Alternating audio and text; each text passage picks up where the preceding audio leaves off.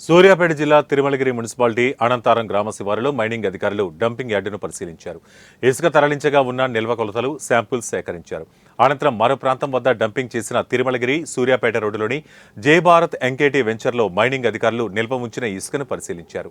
ఈ మేరకు వెంచర్ల నిర్వాహకులను వివరాలు అడిగి తెలుసుకుని ఇసుకకు సంబంధించిన పర్మిషన్ పత్రాలు చూపించాలని అడగ్గా చూపించకపోవడంతో వారికి వారం రోజుల గడువు విధించి నిల్వ ఉన్న 40 లారీల ఇసుకను సీజ్ చేసి పంచనామా చేసి రెవెన్యూ శాఖకు అప్పగించారు.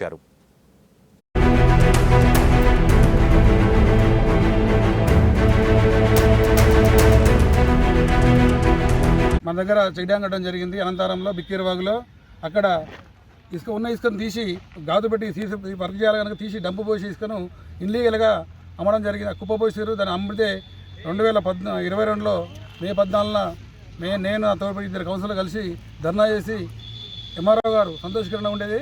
ఆయన వచ్చి ప్రెస్ మీట్లో మేమంతా ధర్నా చేసి ప్రెస్ మీట్లో నేను సీల్ చేస్తున్నాను చెప్పేసి ఆ ఇసుకను సీల్ చేయడం జరిగింది. లీగల్గా మనకు మాట ప్రెస్ మీట్ పరంగా చెప్పిపోయిండు. ఆ తర్వాత 2 ఇయర్స్ నుంచి ఆ ఇసుక ఎవరు తీయాలి అట్లే ఉంది.